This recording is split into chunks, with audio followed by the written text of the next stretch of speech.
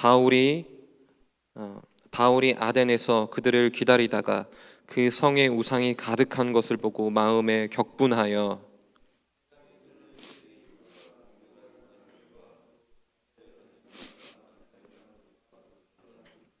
어떤 에피쿠로스 스토아 철학자들도 바울과 쟁론할세 어떤 사람은 이르되 이 말쟁이가 무슨 말을 하고자 하느냐 하고 어떤 사람은 이르되 이방신들을 전하는 사람인가 보다 하니 이는 바울이 예수와 부활을 전하기 때문이로라.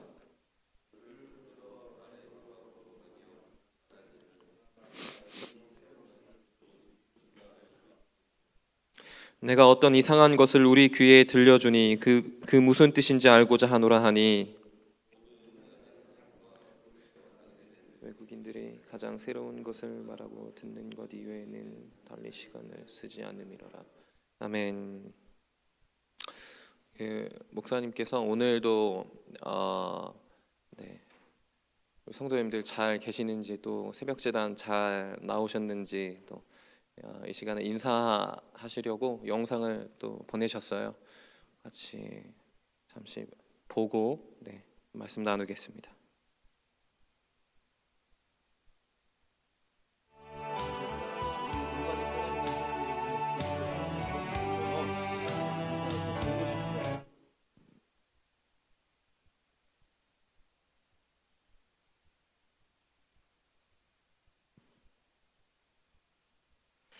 들었고 로마서 12장 11절 부지런하여 게으르지 말고 열심을 품고 주를 섬기라 은혜 받았습니다.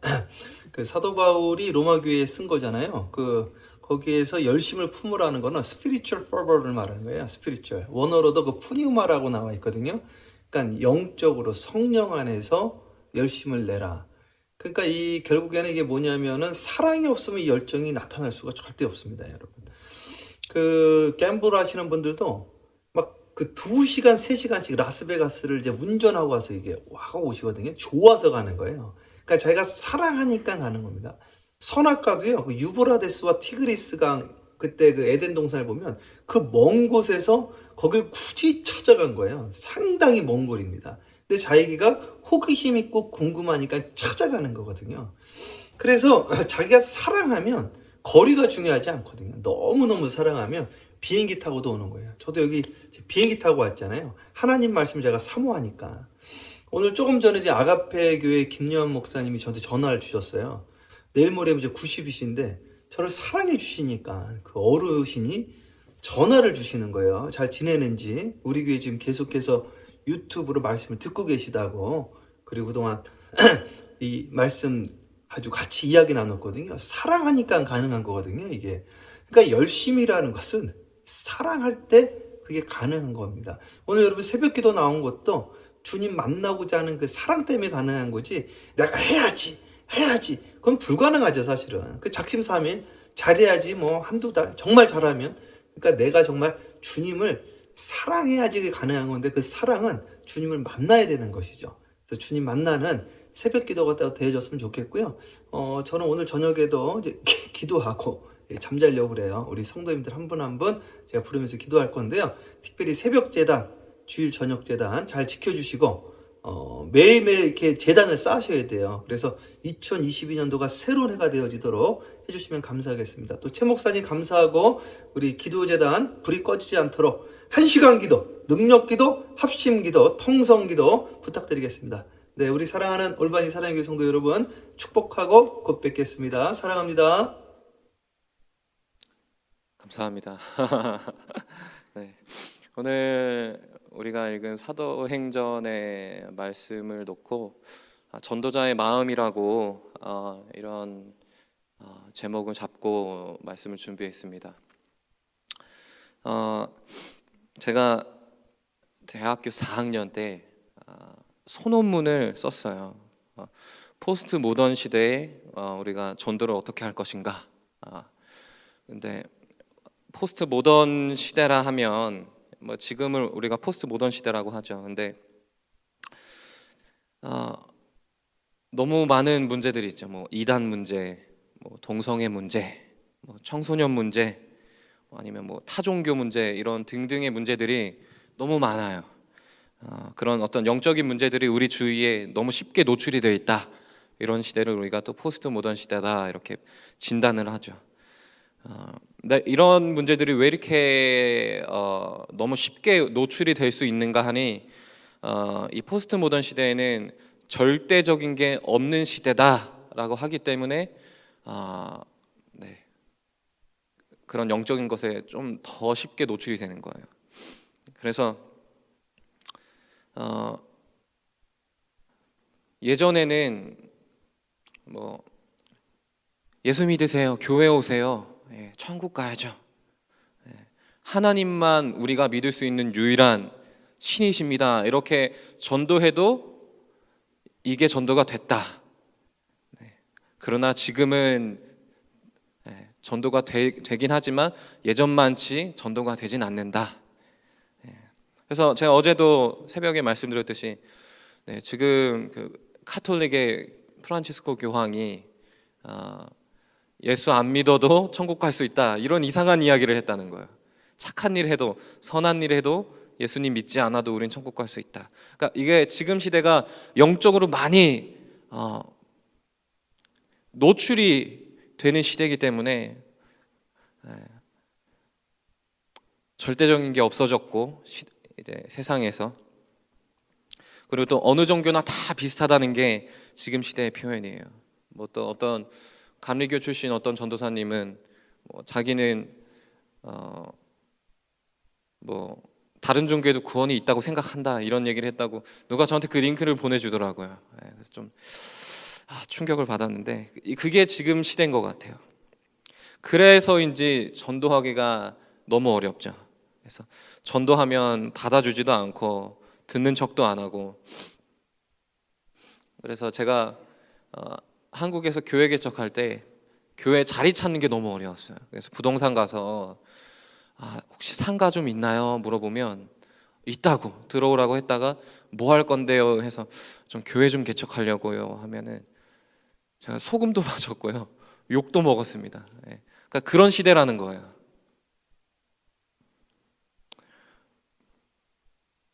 그래서 우리는 어떻게 하나님을 전할지, 어떻게 복음을 전할지 그 방법을, 하나님의 지혜를 구해야 합니다.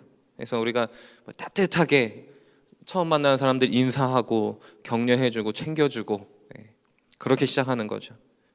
그래서 오늘 하루도 내가 만나는 사람들, 내 바운더리에 들어오는 사람들, 그런 사람들, 모든 사람들이 오늘 하루 나를 통해 감동받고 따뜻한 마음을 느끼고 그렇게 관계를 쌓아서 내 안에 예수 그리스도를 보게 하자, 그런 하루가 됐으면 좋겠습니다. 오늘 본문 말씀의 첫 절에 보면요, 바울이 어디에 있냐 하면 아덴에 있다고 해요. 이 아덴은 그리스 아테네를 말합니다. 그리스의 수도죠, 아테네가. 이 아테네에서 바울이 실라와 디모데를 기다리고 있어요. 근데 실라와 디모데를 이렇게 기다리고 있는데 이 아테네를 보니까 우상이 너무 많은 거예요. 그래서 오늘 말씀에 보면 바울이 격분했다고 해요. 화가 엄청 났다는 거예요. 우상이 너무 많아서. 이제 그러면서 이제 사도 바울의 본격적인 그리스 아테네의 선교가 시작이 됩니다. 그런데 흔히들 말하기를 이 장면만 보고 바울의 이 그리스 아덴에 대한 전도가 실패했다고 많이들 평가해요. 실제로 사도 바울도 이 아덴에서의 선교 활동이 실패했다고 본인 스스로도 좌절을 하는 장면이 너무 많이 나와 있어요, 이 바울 서신에. 왜냐하면 사도 바울이 다녔던 곳마다 교회가 세워졌어요. 그런데 유일하게 교회가 세워지지 않은 곳이 바로 이 아테네였어요. 오늘 말씀을 보면 이 바울의 설교를 들은 사람들의 반응이 굉장히 다양하게 나타나요. 그래서 특히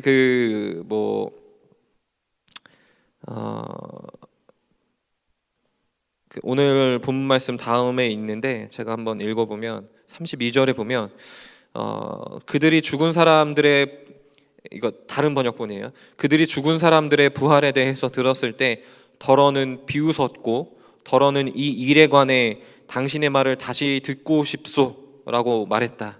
이렇게 바울은 그들을 떠났다. 그러나 몇몇 사람은 바울 편에 가담하여 신자가 되었다.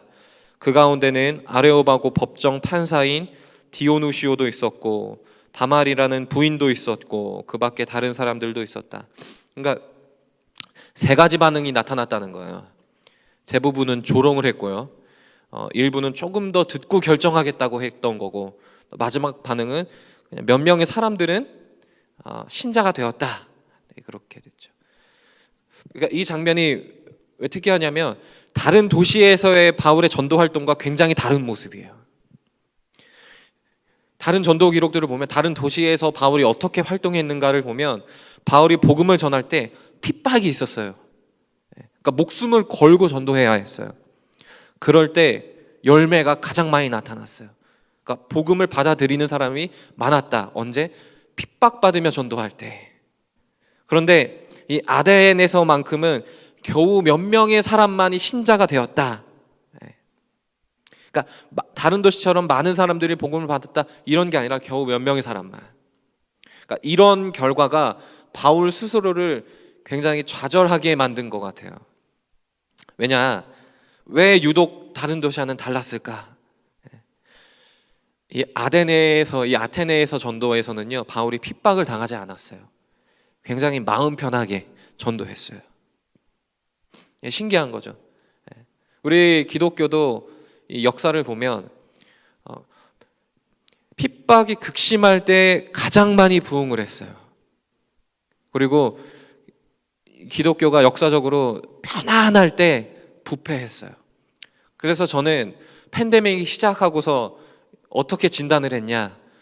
우리 부흥할 때가 됐다.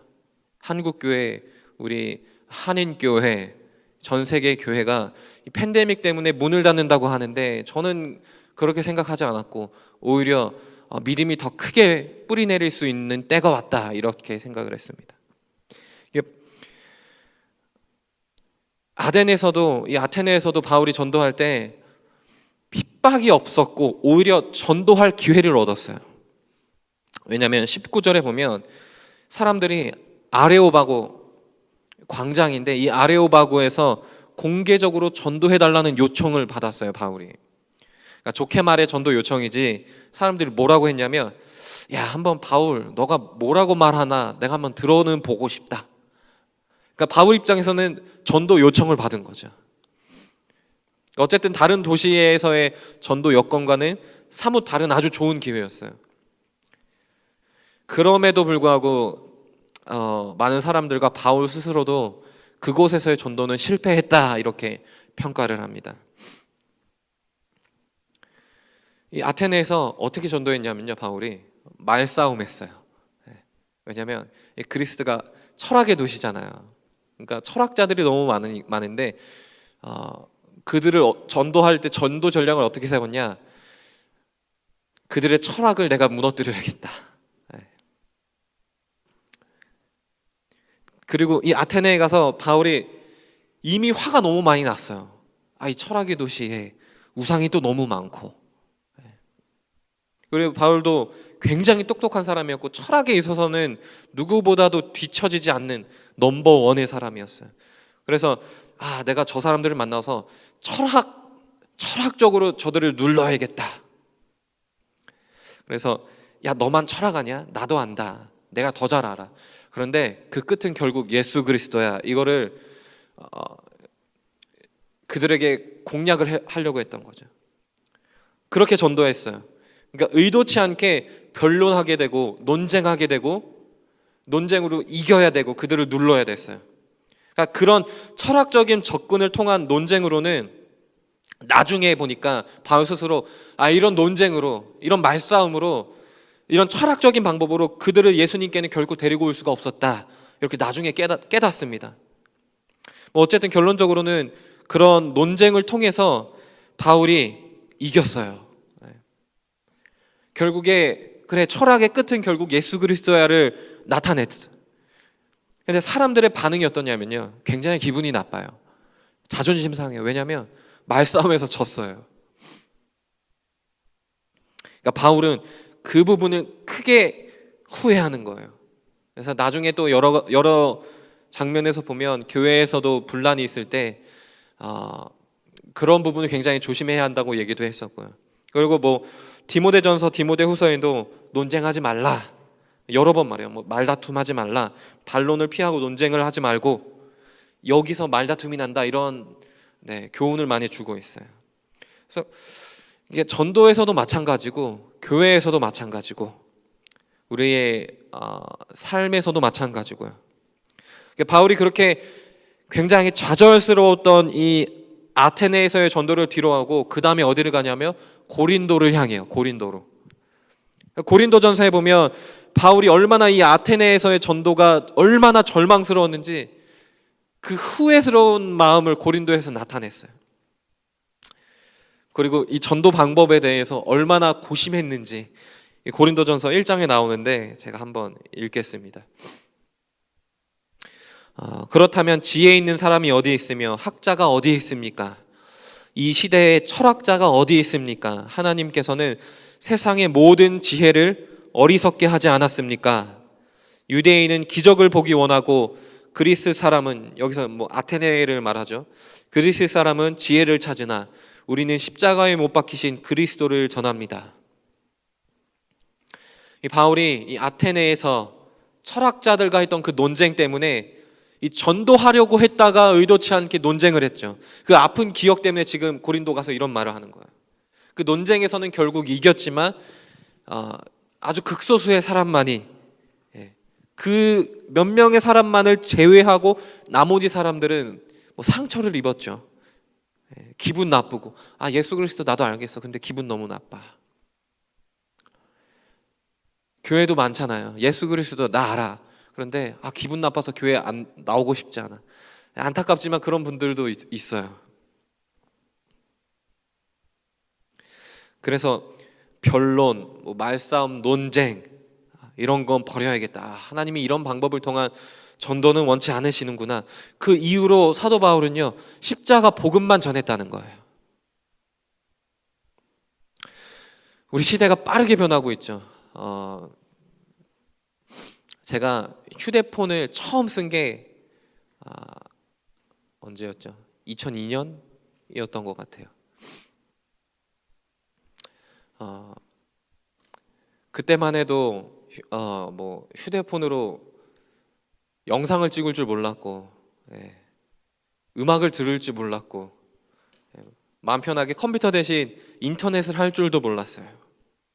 지금은 뭐 내비게이션도 보고. 제가 한국에 있을 때 전도 세미나 한번 참석했어요. 그때 이제 강사님이 말씀하시기를 세월이 흐르고 시대가 변하고 사회도 너무 많이 변화되고 있고 앞으로는 더 빨리 변한다. 그런데 중요한 건 사람의 마음도 따라서 변한다.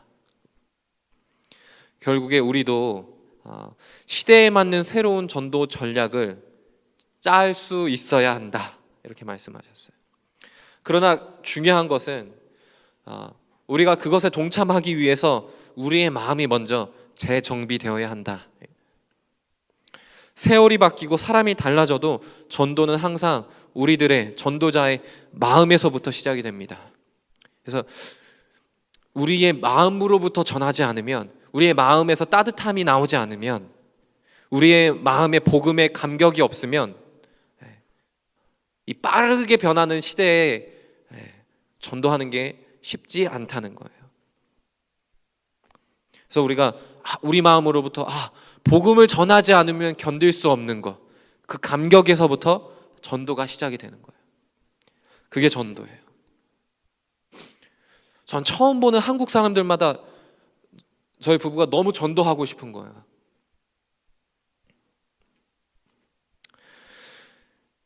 사도 바울은 이 아테네에서 전도한 후에 좌절감에 빠졌지만 나중에 세월이 한참 흐르고 보면 결코 실패한 전도는 아니었어요. 그러니까 다른 곳에서는 핍박 속에서 내가 죽을지언정 전도하다 죽겠다 이 각오로 전도했기 때문에 아주 많은 열매가 빨리 나타났죠. 결실이 있었어요.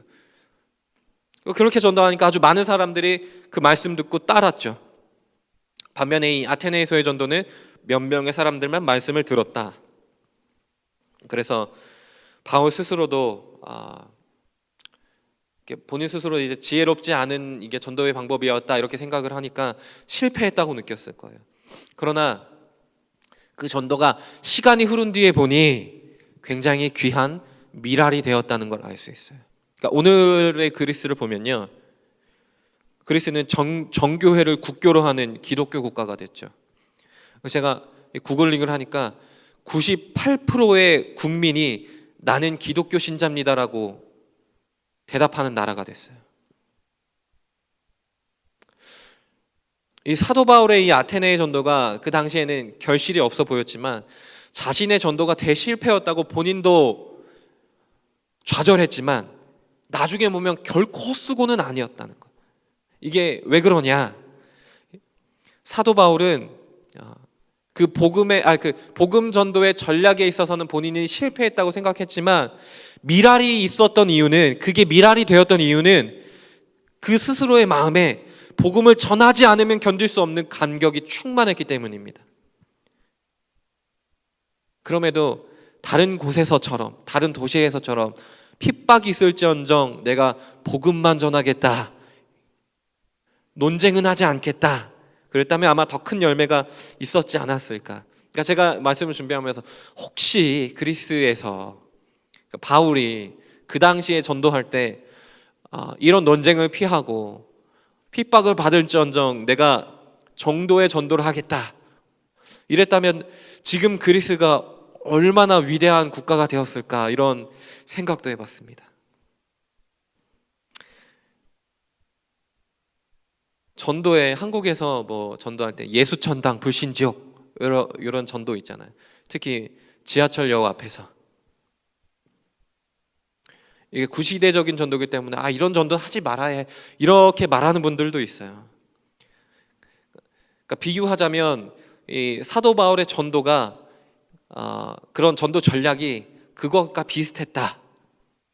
그러나 예수천당 불신지옥을 듣고 한 명이라도 복음을 받아들인다면 그것은 그것대로 가치가 있는 전도일 수 있어요. 사도 바울도 그 전도 전략이 잘못되었다, 그런 논쟁은 좀 피해야 했다. 하지만 거기서 극소수의 사람이 믿었다고 하잖아요. 그게 미랄이 되었던 거죠.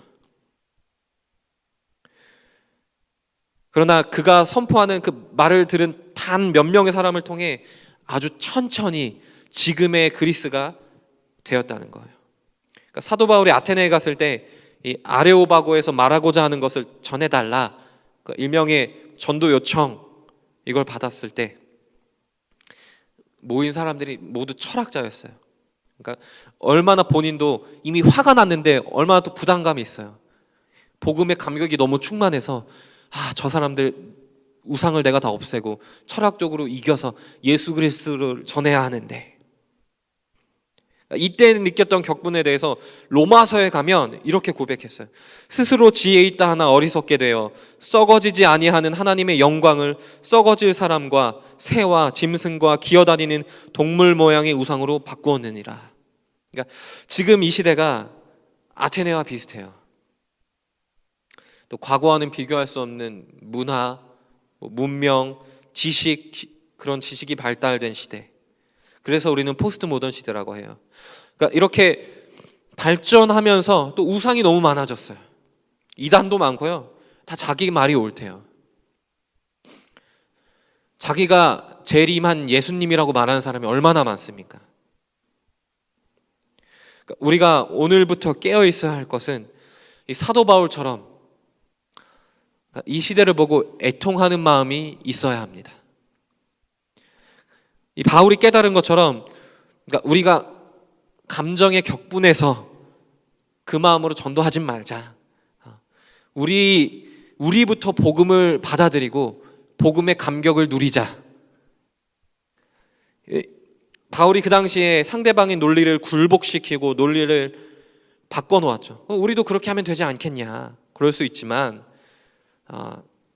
사도 바울이 당시에 격분해서 다른 곳과는 달리 굉장히 어려운 전도가 되었을지라도 그냥 바울은 이제 스스로 판단하기로를 조금 더 핍박을 받을지언정 내가 더 열매 있는 전도를 할 수 있어야겠다. 우리가 그걸 좀 생각할 수 있어야 돼요.